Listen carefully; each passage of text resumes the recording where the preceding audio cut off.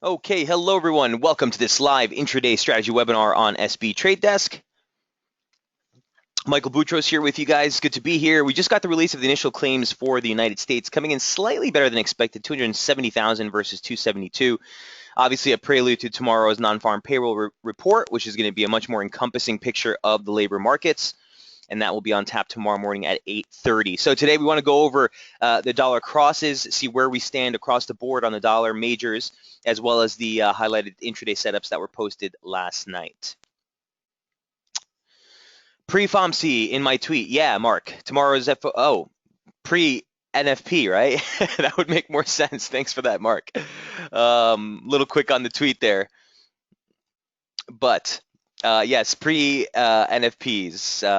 Raj saying, Mike, Jamie posted a swing trade just now for sterling. Do you know where the targets are? I can't see it over here. Thanks. So I can't tell you exactly what his targets are. I can see if I can probe him here real quick.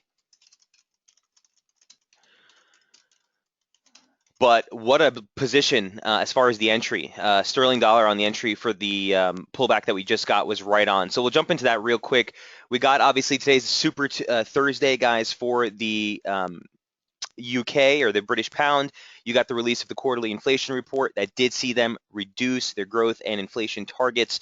You also got the interest rate decision that we saw only one dissenter, and it was McCafferty, so it's nothing that's brand new to the markets. We were looking to really see if we see Martin Wheel shift over to the dissent side where they were looking to move on rates, but as it stands right now with just one dissenter, a known hawk, it's not really being interpreted as super bullish for the pound. That being said, the break below 55.30 opened up a drop right into 54.67, and that was the exact 618 retracement of the advance off the lows that you made for, what was that, July?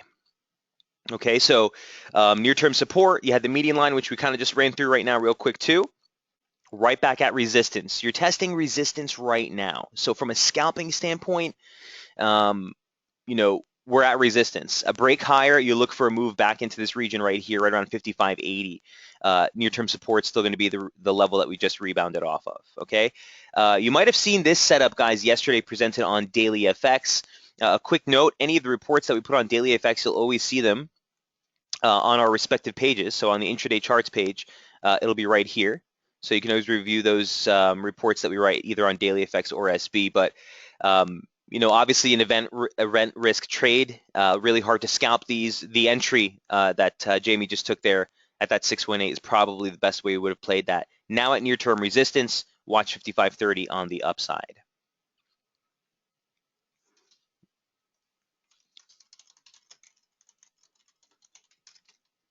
All right. As far as the sterling is concerned from a daily standpoint, from the daily charts, here's what we're looking at. Yesterday we talked about this really briefly. We put in an outside reversal day off of support. Momentum was pushing off 50.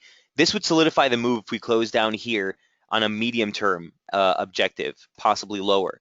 On the intraday chart, again, if we break through this, you'd look for a rally back towards 55.80, 55.70, that region. But we really need to see the close today. And if we do close below here, near term, you could be looking lower for the British pound. Okay, watch that momentum signature too on the daily. Looks like it's trying to dip below 50. And if it does, again, you'd be at risk for a little bit more of a deeper pullback towards 53.58, which actually turns out being the July low day close. All right, so today's close is going to be important here for the sterling. We'll watch near-term resistance throughout the webinar right around 55.35, 55.30, right in this region. On its face value, guys, it is a simple opening range trade. Okay, so here's the weekly open. You set a weekly low. You test the weekly high. It fails. A break below the low keeps you bearish below this. If we plow right through this again, an event risk-driven break, you're going to dismiss that. We'll continue to focus on that consolidation that we've been watching in the British pound.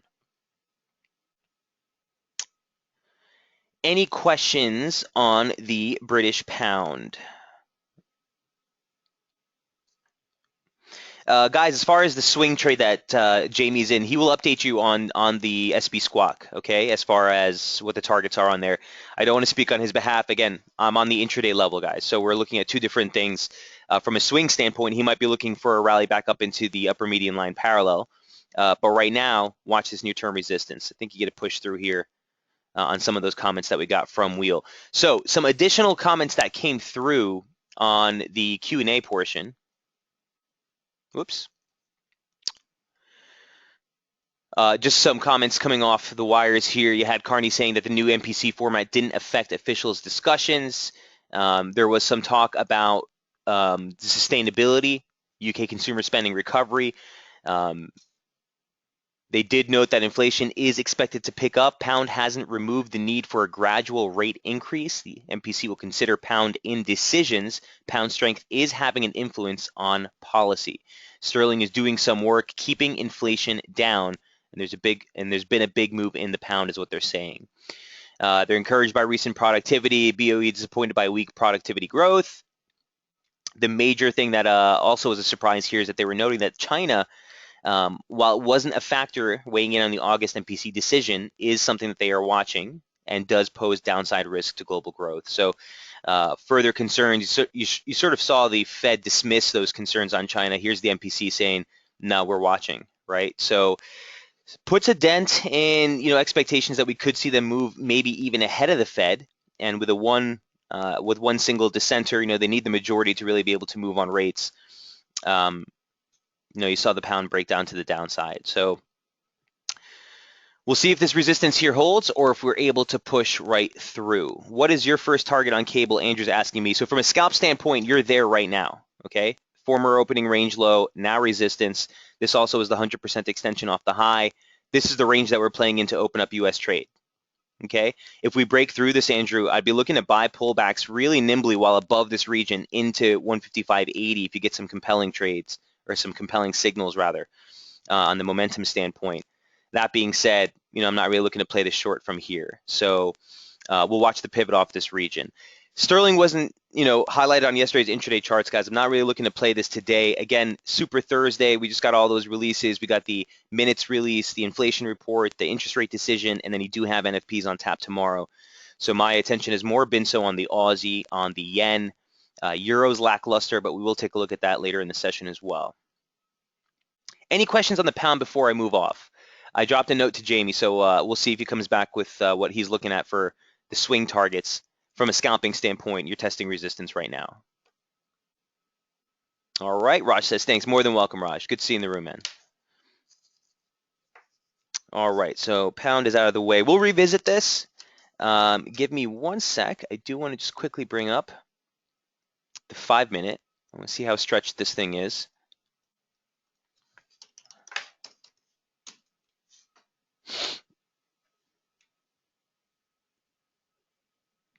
Raj, yeah, remind me. We'll take a look at Aussie CAD. Some of the Aussie crosses do look pretty interesting. I was actually looking at Euro Oz, and we'll take a look at that as well if we have time. So just give me a quick reminder. All right, Raj?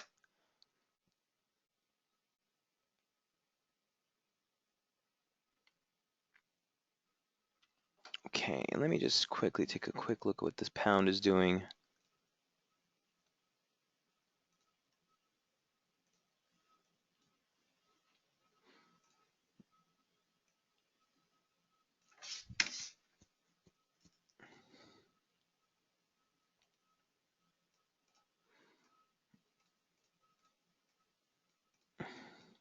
So even if you get that trigger break to the upside, if you're holding longs, this would be a nice hold for that core position that you entered on the lows here, guys. But from a scalping standpoint, even if this breaks, your stop would have to be below that swing low. So this already puts us out of the range for our 28 pip target. So for the long side, if you're not already long on the pound, we'll have to wait to see if we can get a re-entry. But watch that near-term resistance. Okay, moving right along. Here's what the scalp intraday charts look like yesterday. We were looking at dollar, yen, and Aussie dollar. Aussie dollar has been a real lackluster print on the mixed data read that we got yesterday. Look, as far as the Aussie data was concerned, it was broadly a strong print, okay? Here's what that looked like last night.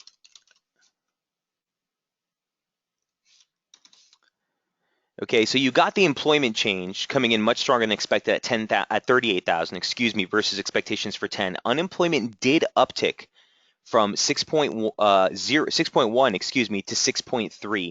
Now that uptick in the unemployment rate should be seen with a grain of salt because you got the biggest increase in labor force participation in over 3 years. So remember the dynamic of how this works. As labor force participation increases, more people are counted in, and it'll tend to put artificial upside pressure on the unemployment rate.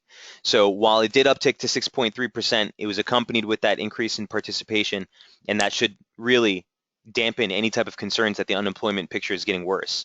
In fact, this is a very, very positive development. In the United States, this is our biggest problem. While unemployment continues to sink into the 5%, the participation rate here in the U.S. is actually its lowest since the 1970s.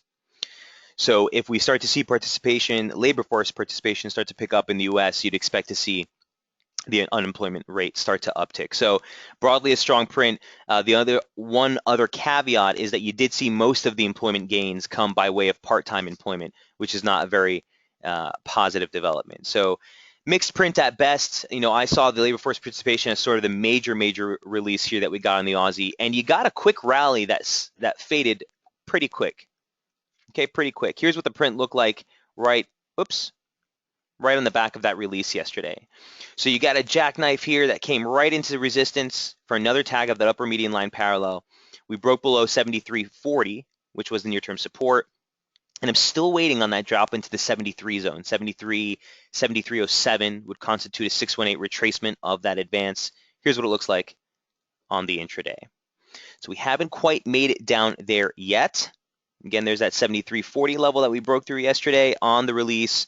Still waiting for possible entry, like I said, into that 73 region. You got the lower median line parallel, a 618 retracement, and even some of the former opening range highs for the week so far were being tested right around 73.15, 73.20.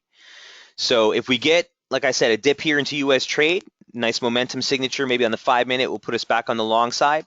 But that's going to be the bullish invalidation level for the Aussie. And a topside break above 73.90 would be needed to really play the breakout reversal here. You look for an initial target right at 74.68, 74.70.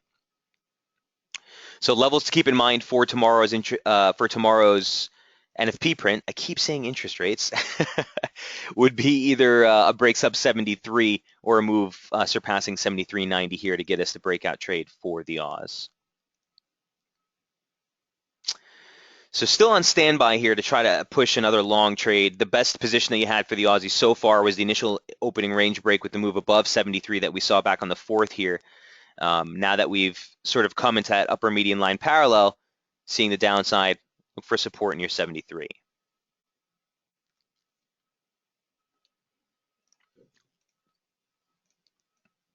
You can see real lackluster performance so far in London, but also something I'll take note of is that the opening range for London and New York seem to be very tight. So right now as it stands, you're looking at 73.15, 73.35, a pretty tight range so far for London.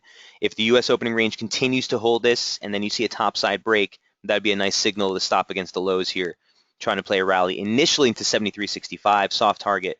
And then, like I said, 73.90 is going to be the big player here for resistance. On a downside move, if we break 73 into the open of U.S. trade, there's really nothing on tap until the weekly opening range low. So look for that initial support at 72.60. On the daily chart, we highlighted this, both me and Jamie early in the week, right around 71.30, 71.25. You have that long-standing 2001 trendline support. You have the median line off the highs. And if we break the weekly opening range low, that's sort of what you'd be looking for a little bit more of a concrete target here for the Aussie. That being said, 73 near-term bullish invalidation. Any questions on the Oz? It's actually a pretty strong tell, guys. When you see data like yesterday, not really prompting that big of a move, that big of a reaction. Yeah, you did see some whipsaw action right on the release because the release was mixed.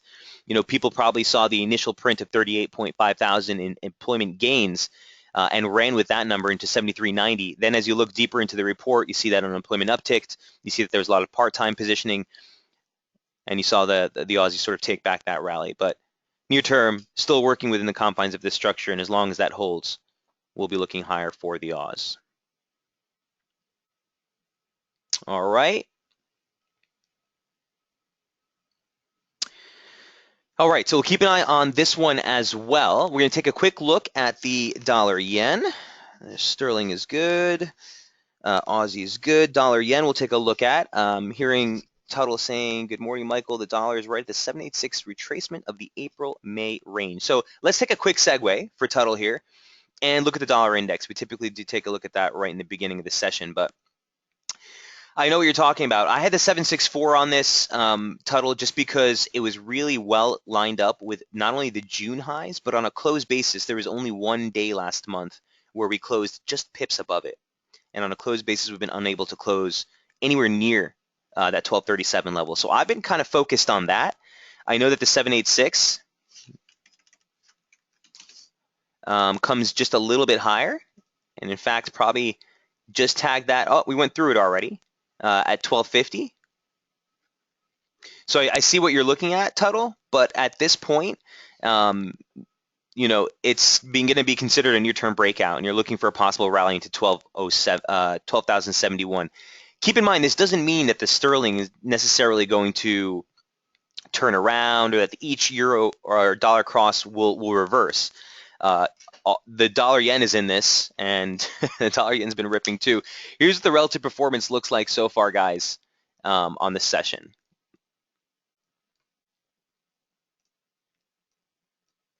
Okay, so here's the relative performance gauge so far for the dollar. You see that it's actually stronger against most of its major counterparts, save the Kiwi, which is up 0.35%. Not really interested in playing that right now, but we will take a look if we have time. But Aussie down 0.3, pound pairing a lot of those losses. We were almost down a percentage already. Now we're down just 0.47. So broadly speaking, the dollar is stronger across the board here, Tuttle, right? He says, yeah, that was my real question. Right. So even though the dollar is sort of playing with a breakout territory, we don't want to take that as a blanket statement across all the dollar crosses, right? You want to take each trade on its own merits. So good question there.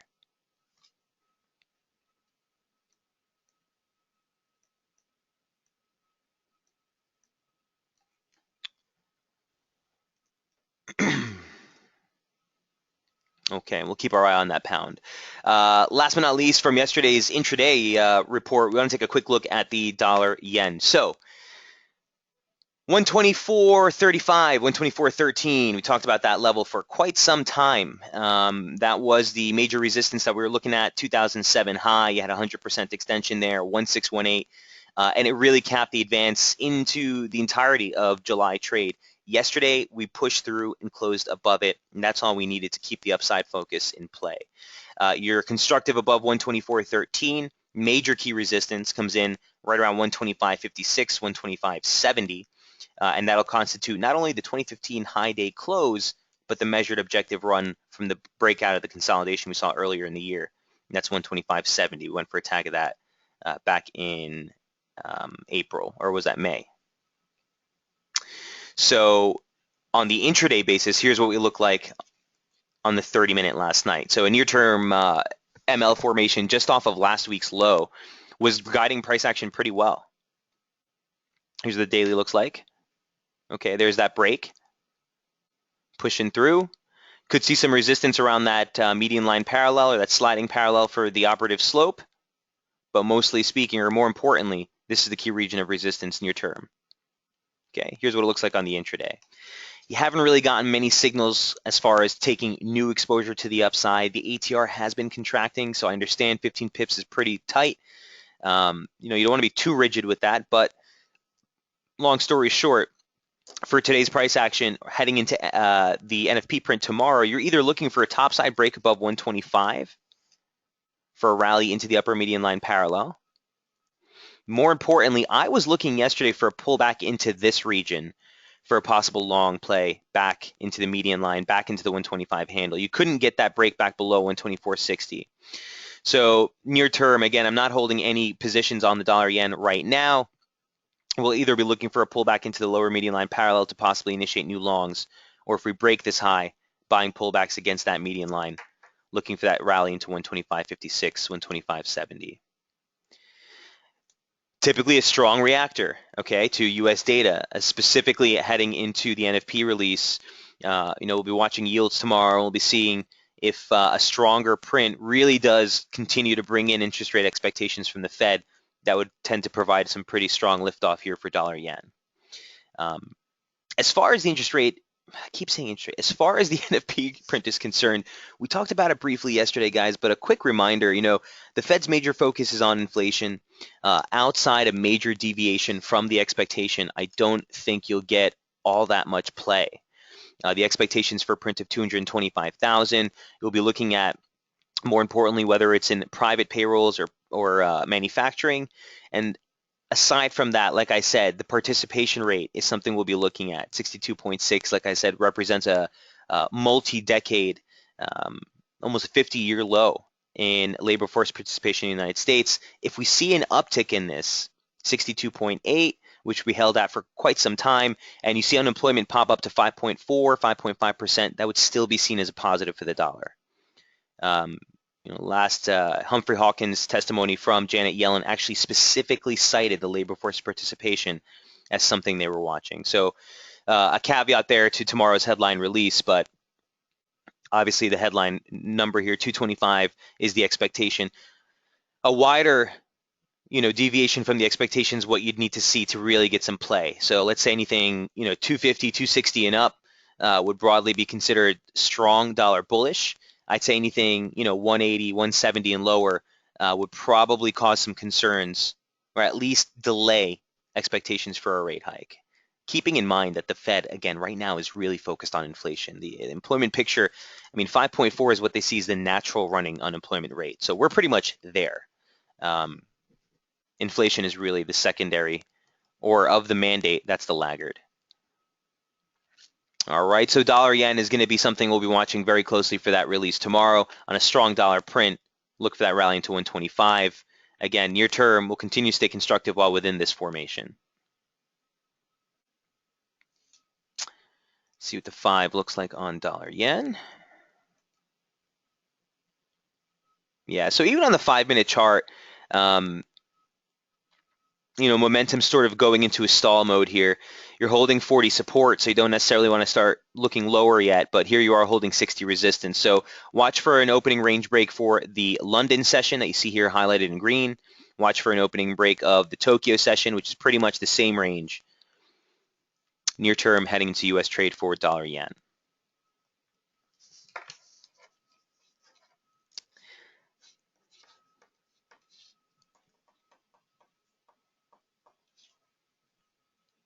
Okay, and that's the dollar yen. Any questions on that?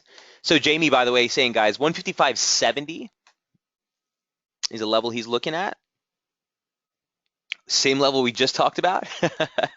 Half at 155.70, hold the rest, see what the market is willing to give, or the stop out at break even. So looks like he has the stops at break even at this point, guys. 55.70 is what he's looking at. That's the level we just noted. If we break through 55.30, which is immediate resistance right now, former opening range low, last week's pivot low, and also that 100% extension, catching the resistance right now.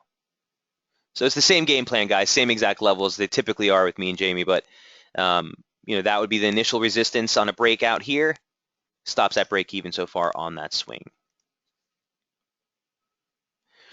Mark saying, Tuttle, you're more than welcome, first of all. Mark saying, guessing dollar yen will be at 124.50 or on NFPs. Pairs almost always go to times, are you talking about a half percentage point?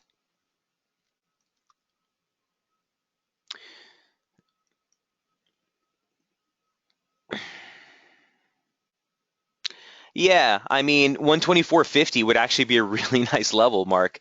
I love that drop there into the median line parallel. We got to move this up the slope at this point, but that would be a nice level for sure. And one other thing, guys, if that high is preserved, and this is something that I always recommend that we do, once we have confirmation that a near-term high has been put in place, if this high is preserved into the close today and we do move lower, a basic retracement puts a 236 right in that region. I checked this out yesterday. It's the only reason I know that. But here's what you're looking at. Okay, so 124.53 is a basic 236. Puts that right in the region that you're talking about, Mark. So I can't really work with this retracement because I don't know that this is a concerted high at this point. But if we do get a break below 50 in momentum, a downside break of the U.S. opening range, a break of the European lows, Asia lows, at that point, I'd be much more inclined to look at that 236 with a little bit more interest. But I see what you're talking about.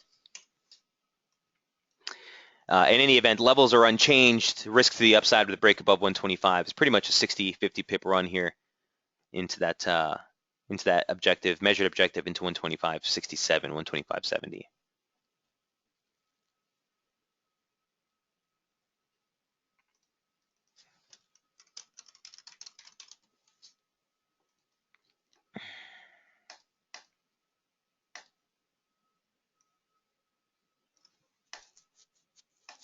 All right, so that is dollar, yen, Aussie, sterling down the hatchet. And let's take a quick look at the euro, and then we'll jump into your questions, guys. If you have any trade setups you guys are looking at, specific pairs you'd like to review, feel free to throw them on the message board at this time. We'll definitely take a look at more of those. But here is what euro looks like on the daily. Just want to touch on this real quick heading into tomorrow's release. Is going to be everyone looking at this trade. The only thing I want to point out is 108.18 to 108.45. It's the same level that we talked about all into the close of last month. Basic 618 retracement of the advance from the yearly low. You got the stretch lows from May in there, catching the lows right around 108.18. And on a closed basis, a perfect rebound last month. I mean, literally, it doesn't get more perfect than that on the rebound. So this is the major key support for the euro. It's the only thing that we really need to keep in mind heading into tomorrow's release. A downside break sub 108.20 looks for a tag of this trendline support dating off the yearly low.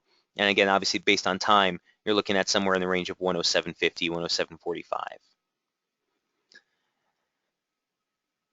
On the intraday, here's what the euro looks like. Real lackluster since the start of the week. You got an initial opening range break here. It looks like we've been defending it as resistance, but not necessarily something I'm looking at from a scalping perspective into tomorrow's release, guys. But just want to see if this has any structure to it whatsoever. Could be in play there. Too soon to tell. So we'll keep that as a tentative formation we'll watch.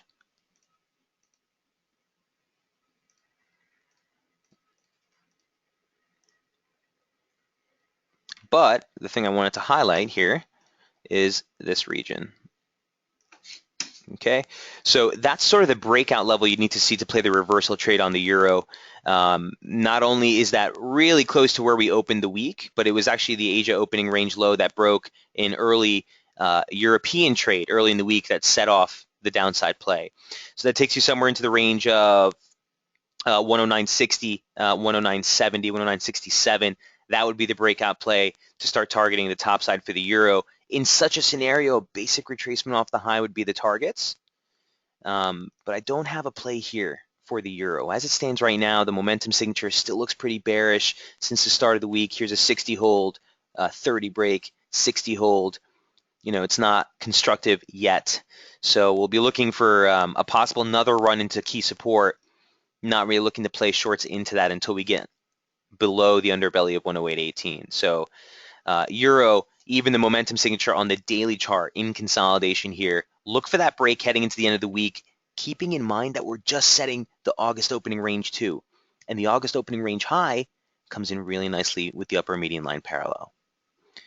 So I think the euro is worth waiting. I think the euro gives us a lot more clarity heading to the close of the week, into the start of next week, to start really more aggressively playing this one. On the euro crosses, if you feel compelled to play that heading to tomorrow, something that'll be a little bit more removed, something that'll be a little bit more benign to NFPs is Euro Aussie. And that looked very interesting for me yesterday. Here's what it looked like on the daily chart. You made sort of an interesting rebound at a level. I was looking for a drop into 146.65, which is, again, a nice confluence region there of the lower median line parallel, a basic 38.2 in the swing lows. You didn't quite get it, but look what's happening in momentum. A very constructive momentum signature finding support at 50. More compelling, even more so, was the intraday trade. So I was just fidgeting around with these levels yesterday. The target on the upside just missed 149.37. I think I had the limit of 149.35. The high was like 149.16. So we didn't quite get the full extension into the upper median line parallel. That being said, it's been very clean. It's been very clean as far as the levels are concerned. I think you possibly get another run into the median line off the highs there, but near term, that's what we're looking at as support for the Euro Aus. And let me just get a quick retracement off this low here, intraday.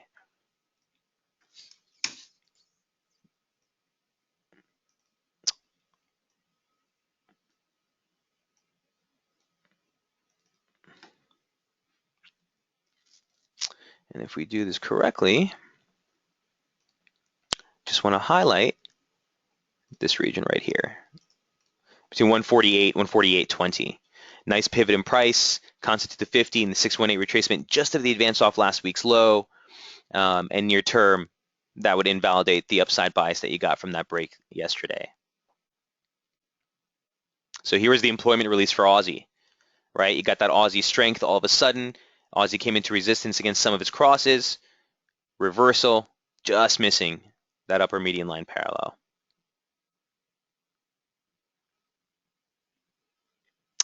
So another Aussie pair, another Euro pair rather. I guess it is an Aussie pair as well. I'd be much more interested in checking out tomorrow, especially with the daily chart doing what it's doing. It's very interesting to see that the weekly start like that pretty much covers almost the majority, or I would say half of the entire July range, which was one of the bigger range months so far this year. We've covered the majority of that range just with those first 2 days of trade. So on an objective look on price, this is just a break of the yearly opening range. So objectively, this is sort of a major key support region that you'd want to see hold to keep that broader upside bias in play for Euro Aus. Okay, let's jump into your question. Raj, want to take a look at Aussie CAD. Let's take a quick gander at what Aussie CAD is doing. Here's what it looks like on the daily, Raj.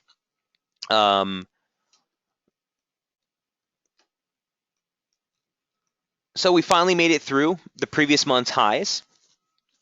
Again, that's the first time that we've done that since May, essentially. Every month, the high for the month has been sub the previous month's high. So this is a nice reversal just from that standpoint. You're holding above the 200-day moving average. Look for support right around there. That's right around 96.35. Let me see what it looks like on the intraday.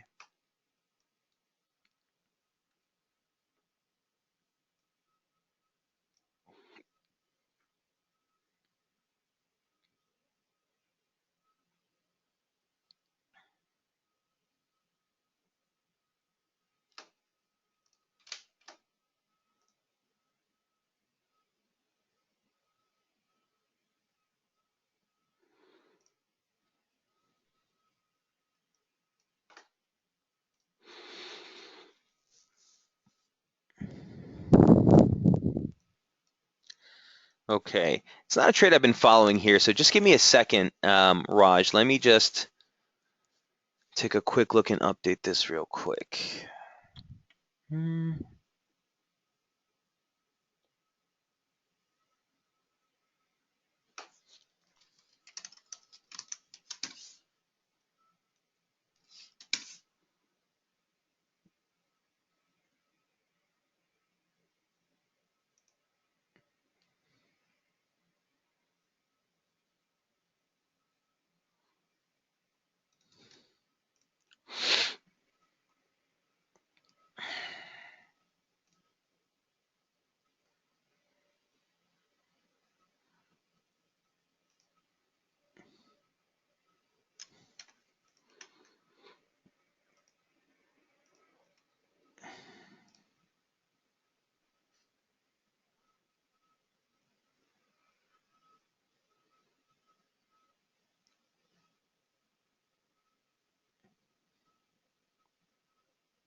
Okay, so you came off the median line of resistance, which is something I'd want to pay attention to real quick. Just let me tack this on and see if that completes any interesting retracement levels.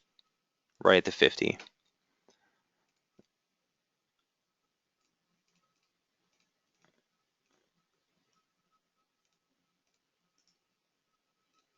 Okay, so this is near-term resistance that you want to pay attention to. You got the median line off the lows, and you got the 50% retracement for this retracement, by the way, in purple, takes into account the entire 2015 range.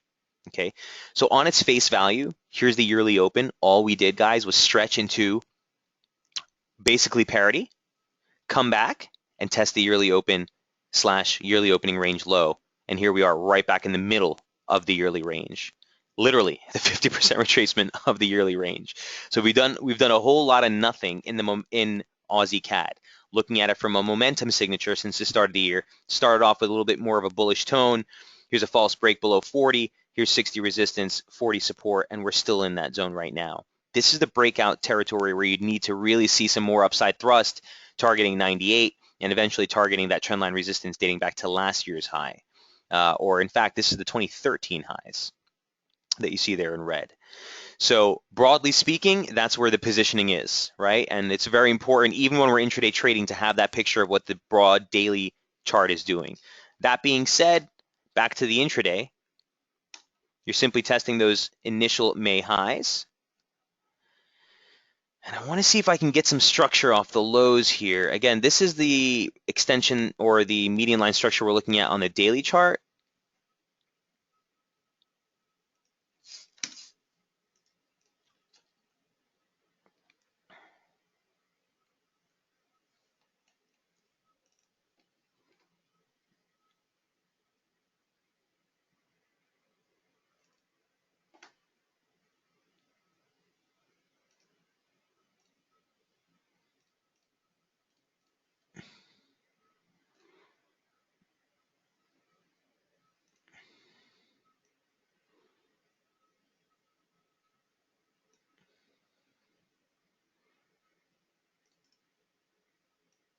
So just the extent, just a retracement off of last week's low.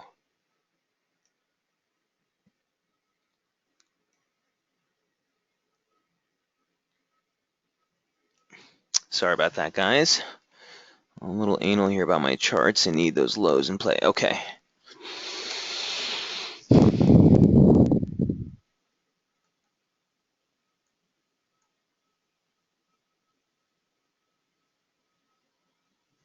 Yeah, so I'd be looking lower near term. I think you probably get a pop higher here.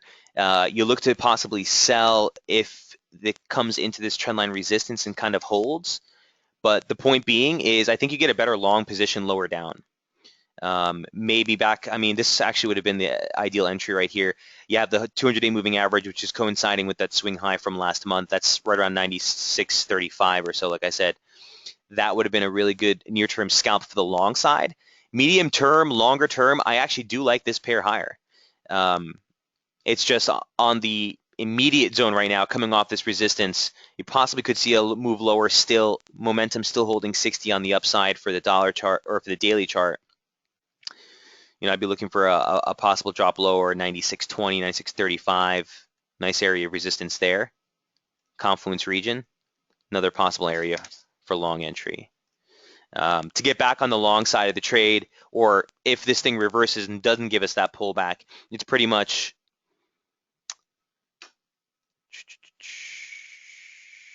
$96.76, I want to say, is what I'd be looking for. But even then, on this one, Mark, who is this for? Raj. Even on this one, man, I still wouldn't be interested in playing alongside unless I get a decent more or a more substantiated significant correction to the downside to get a better entry. Remember, the opening range break happened early in the week up here, or down here rather. So you've already made the stretch to the upside. I'm not really going to try to push this at this point, but those are levels I'd be looking at near term. Again, for your consideration, not a trade I've been following by any means here, Raj, but I hope that gives you some color on Aussie CAD. Mark saying, noticing some divergence between U.S. oil and dollar CAD. In my mind, or can you check on Bloomberg Terminal? No, there has been some divergence. He says, never mind, I guess the dollar CAD front running a move higher in oil maybe. No, listen, there has been some divergence, Mark. You're not the first person to notice that actually recently. So for those of you who are wondering what Mark's talking about, there's typically a strong, not as strong, but there is a correlation between movements in the oil market and the loonie, you know, very heavy export market Canada is for crude. So typically, if you see crude prices really come off more substantially, you'll see the CAD take a hit. And some people have been noticing that divergence as of late. I just want to notice one thing, and something we've talked about here in the room a lot, Mark. I know that you've heard it from me before. Those correlations are great for medium-term, longer duration position type trades. On an intraday basis, would I stop myself from taking a dollar CAD short because of what crude is doing? No. Would I stop myself from taking a crude position because of what dollar CAD is doing? No, right? Intraday, those types of things are not really going to be something that will stress. Longer term, absolutely, especially when those correlations break or when they start to strengthen, can be a strong tell sometimes as far as the directional bias is concerned.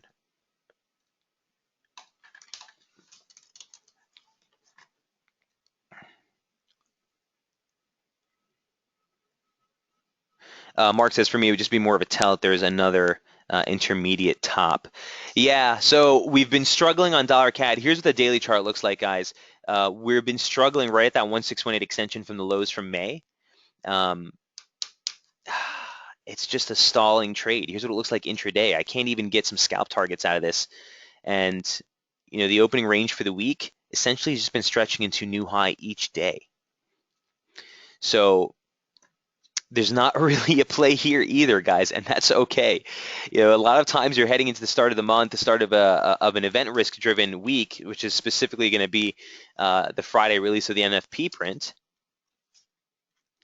You'll start to see this price action start to dwindle off, especially when you're at extremes like this high that we're pushing right now. Keep in mind, on Friday is also going to be a double whammy for the dollar CAD because you not only get the NFP print for the United States, but you also get the Canadian employment report. Now let's take a quick look at what we're expecting on that front.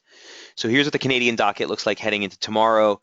You're expecting a net gain of 5,000 jobs. Unemployment widely expected to hold at 6.8%. Obviously, we'll be looking at the breakdown of full-time and part-time employment as well as the participation rate there too, which did see a nice uptick last month from 65.8 to 65.9. So you can envision a scenario specifically with dollar CAD at the highs where you get either a weaker dollar, a weaker U.S. employment report, stronger CAD, or vice versa to really charge a nice move here with a more definitive break of the highs, pushing us higher towards a 133.05 level. More importantly, that 618 retracement of the broader range into 134.57. Or, on a downside break and a close below the median line, which we haven't done yet this month, you look to play back into the 29 high, 130.60, back into the lower median line parallel. And that could be a little bit more of a clear term washout here for dollar CAD. So I really think you can get some sparked volatility on this heading into that double whammy print tomorrow with both employment numbers coming out for CAD.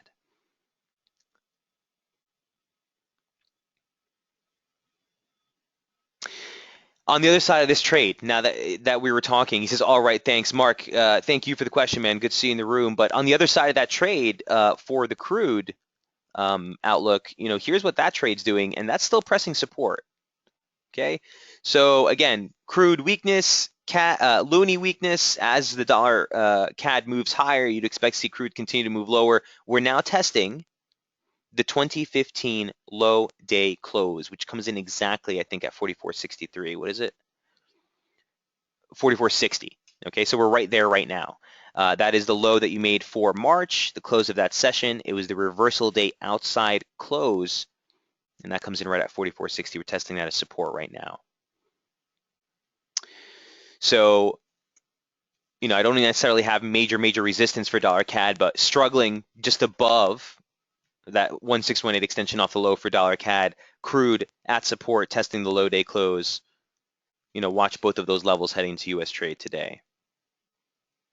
44.35 is the 88.6. So yeah, a lot of times on these commodity trades, that is, both on the actual commodity asset and the respective currency, a lot of times the 88.6 will catch some really nice lows.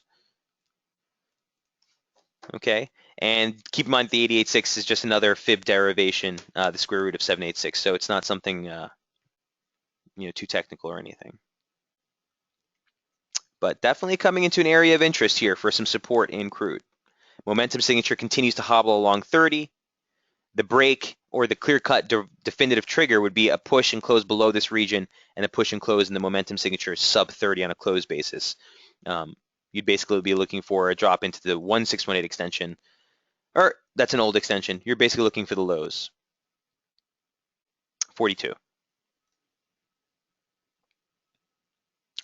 So intraday, that divergence has actually been showing its face a little bit more aggressively, Mark, but nothing here that I would suggest necessarily planning a trade position off of just yet. Just yet. We need to see we need to see CAD really make that move. There's a couple of days where it did look like it was trying to make a reversal back below that median line. It's all about the closes. It's all about the closes. Okay?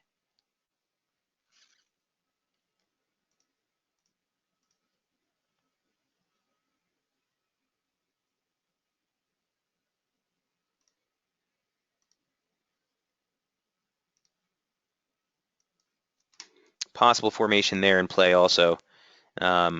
If this is going to be the concerted high for the week, like I said, I don't like doing that because we don't have the conviction yet, but if it does, at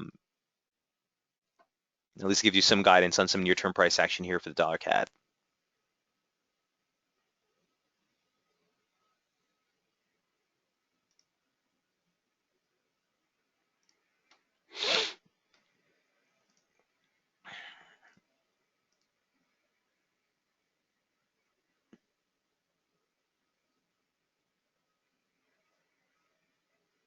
Okay. So we went over Aussie CAD, crude, CAD, and oil. A quick look, just a gander real quick at the gold trade.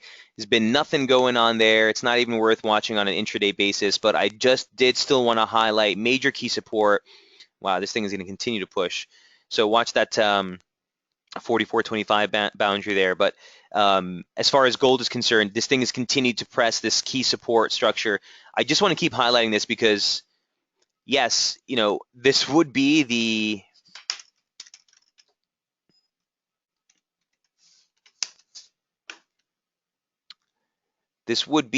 sixth consecutive down week. If we do close lower on the week here for crude, we haven't seen something like that in years, okay, just to point things out. Last time we saw it was right around here in 2004, and that was a very small correction. It lasted a couple of weeks, but on that was the resumption of the uptrend. It's a different scenario now because we're actually in a downtrend, but point being, you know, you have major key support, a long-term multi-year trendline support, and that 100% extension, keeping this thing afloat for now. So on a dollar correction, if you do get that on a weaker print tomorrow, look for a little bit of a rebound here in gold. Bearish below 1145, 1150. Nothing's changed from that front, but my concern here is that you could see some upside before this thing breaks lower. So keep that in mind, specifically on the weekly basis. This is a weekly chart. You know, 1067, 1070 is really the level you need to get below, specifically now that you have also the median line in there to get the continuation lower, targeting the 2010 low at 1045, 1044, and obviously key support down into 980. So some levels that you definitely want to keep in mind here for gold moving into the start of the month, into tomorrow's event risk. A quick look at the 30-minute chart also. We didn't go over this one for the dollar index. So we went over the dollar index as far as the daily chart's concerned, talking about the breakout level at 1237. Here's what the intraday chart looks like for the 30-minute. We were working with a couple of different slopes on this, guys, and we've adjusted it a couple of times. I'm just leaving it on here to show you, again, confirmation of not only the weekly opening range break, but the upper median line parallel. So even if this was in play, you know, at this point, we're kind of looking higher. 1271 is going to be the reversal day close, and again, the you know, the high day close comes right up here into this major key resistance at 1212, 12125, 12123.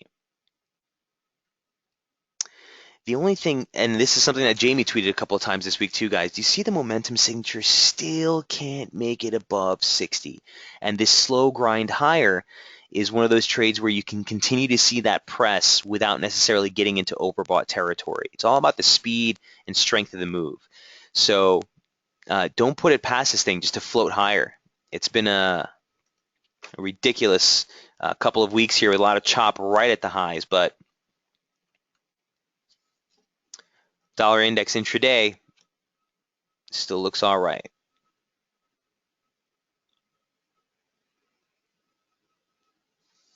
Mike, Aussie CAD broke the New York opening range. So Raj, I don't count the New York opening range until we actually get the open of cash markets, man.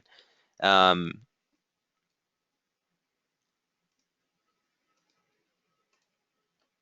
it looked like it pushed through the London opening range. That happened.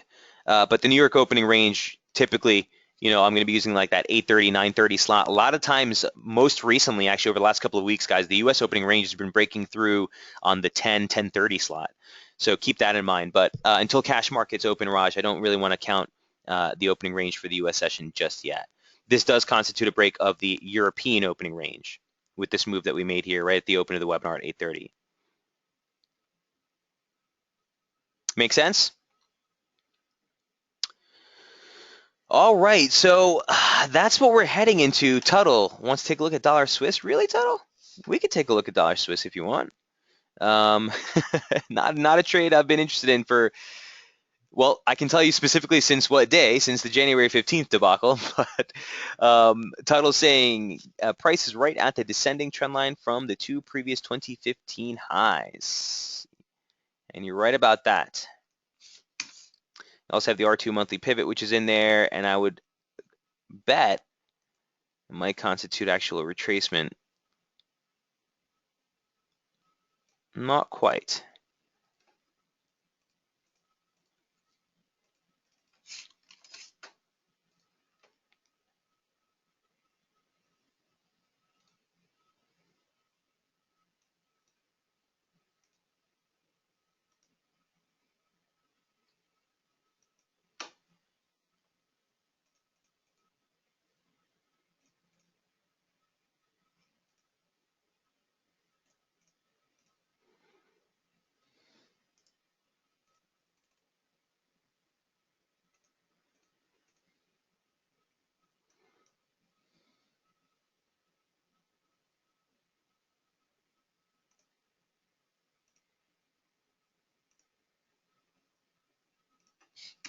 Okay, interesting setup actually.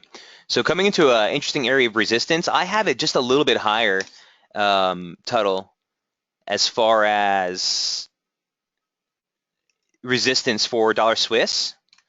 I think you can make another stretch just a little bit higher. See 99.12, 98.77. You got the median line off the low there. You also have the 786 retracement off the decline from that March high, 1618 extension off the lows, kind of give you a range just a bit higher from this trend line. So something I would want to keep an eye on. Definitely heading into the end of the week. Support, trigger, and momentum. It's actually an interesting setup, Tuttle. He's saying, what would it take for you to be interested in the pair again? Oh, Tuttle, I don't know. I don't like trading these pairs where you have heavy, heavy influence in direct intervention from the central bank. I mean, dollar yen's a whole different ball game. Specifically for me, Euro or the Swissy, it's I just don't price. I don't just trust the price action at this point. And not only that, but keep in mind, Tuttle, that the ATR is 90 pips. So why am I going to play a pair like this, which has insane, concerns about central bank direct intervention in the FX market? You have still wearing off the effects of the January 15th massive multi-thousand pip drop and a tight ATR. What's the point?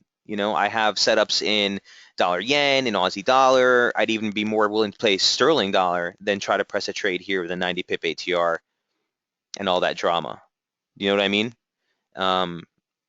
Listen, it's going to come into effect again, I'm sure. We'll get through all this nonsense and we'll wash out some of the repercussions of that major January fallout. But for me, it's a great thing to keep an eye on. Major levels, major dollar price action has been a tell here in dollar Swiss. In fact, something I was talking to Jamie about, he tends to look at this a little bit more often than I do, but it's been calling dollar price action in and of itself pretty nicely. That being said, from an intraday standpoint, from a scalper like me, it's tough to get excited about right now.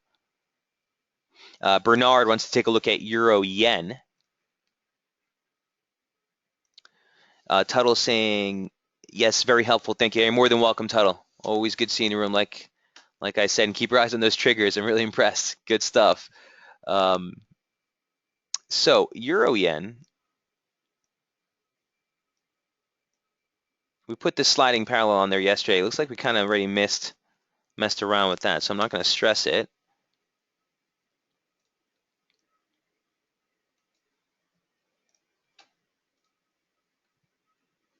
Yeah. So for Euro Yen, for me, moving forward from here, I don't know. I'm not going to make any longer term assumptions on Euro Yen. It's not a pair that I typically actively trade, but it's a very, very simple, clean opening range for the week. Plain, cut, clear, and simple. Here's your weekly opening range high. Here's your weekly opening range low. And you look for that break of that range to give you a near-term directional bias. The break of the upside specifically needs to clear 136.90, 136.93, this confluence region here, to get the validation for the upside play. Keep in mind that would also be a larger break of the July range, which never actually gave us an opening range break. So July opening range just opened into a range between 137.30 into support, and we sat in that range all month long.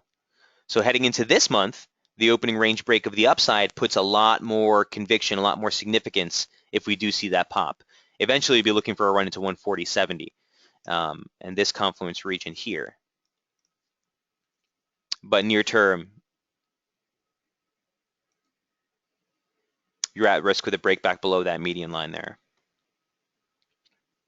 I'd like to stay constructive while above that.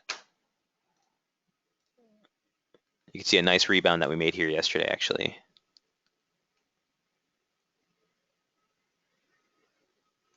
Bernard, does that make sense for Euro Yen?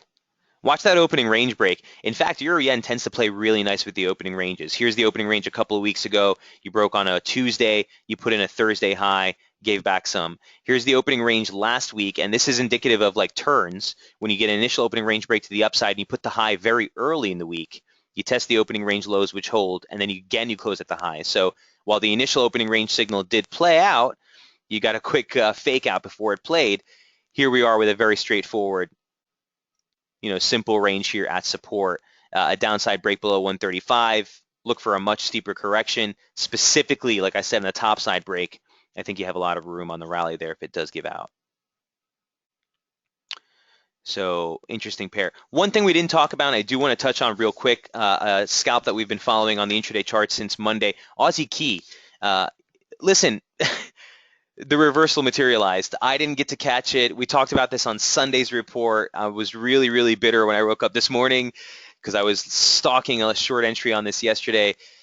It'll give us more play. I'm sure it will. Aussie Cat has been one of my favorite scalps over the last, I want to say like 10 to 13 days at this point. I have a lot of positions in and out on this pair, both on the long and the short side. This was the validation level that we talked about in yesterday's webinar as what we would want to see to get back on the short side, targeting the lower median line parallel. And that's exactly what you got in overnight trade. 120, 112.74, 112.80, we talked about that region, the 2014 high day close. You had a basic trendline resistance off the highs in that region. And on a closed basis, it was very, very clean. Not to mention that you also had momentum holding 60. So you're looking for a near-term pullback. I think it could get a little bit lower. The near-term structure has the lower median line parallel there, so I'm not going to press the shorts from here any longer, but it was a beautiful trade for last night. So there was the trigger break that you got. I tweeted this chart right before the release. You actually got the trigger break in momentum, excuse me, guys, well ahead of the release of the employment figures. The employment figures, all it did was offer another entry. So again, in fact, on this one, I was stalking the short and I was just too fixated on the Aussie dollar and reading some of the rhetoric coming out. So I didn't get to take that position, but this was another ideal entry against the highs for a 28 pip push into support. So at this point, this is your major key support heading into the open of US trade. Keep in mind that orange thick line that you're looking at there is those slope lines that we've been following for months now, which have continued to offer very clear guidance on price action in Aussie Key. All of these slopes are the same exact gradient. Okay, and you can see it's either been a sail through or a pivot or a sail through or a pivot. Very low tolerance. Okay, the market will not tend to sit on these slope lines for too long. So on the downside move, like I said, just a little bit lower, 1170, 1160. That would take you into this region right here as possible near-term support for Aussie key. But nice reversal there off the highs that we were talking about from Sunday. All right, I'm over on time as I usually are here in the webinars. Heading into tomorrow's FOMC, NFP print, Jesus. Looking for dollar yen, looking for the Aussie dollar, looking for the British pound. We'll continue to follow the pound. We'll give you updates on SB squat, guys, throughout the course of the day on that positioning. Still holding that near-term resistance, 55.30. Watch that into the open of U.S. trade. If the opening range does break to the upside and you're holding that long position, guys, I'd be bringing the stops to break even. Look for that stretch into 55.70, 55.65. If you're looking for initiating new positioning, you need that pullback back into 54.67 or thereabouts to take a trade against that low. Again, looking for a break back above 55.30. Dollar yen, looking for the stretch above 125. That's the level to beat.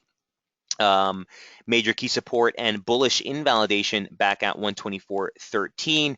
Finally, last but not least, Aussie dollar. We'll be looking to see if we can get that stretch into 73 here. If it does not, and you see it move back above 73.40, we'll look for that stretch back into the upper median line parallel. And again, this is what's needed to validate a larger scale medium-term reversal here for the Aussie dollar. Guys, have a great day trading. Best of luck trading tomorrow during the NFP print. Again, we'll be lighting up the NFP SB squawk box tomorrow during that release, giving you updates on what those majors are doing. And we will see you bright and early on Tuesday morning back at 8:30 Eastern for another intraday webinar. Keep in mind the free public webinar on Daily FX on Monday mornings at 8:30. Best of luck trading, guys. We'll see you tomorrow. Cheers.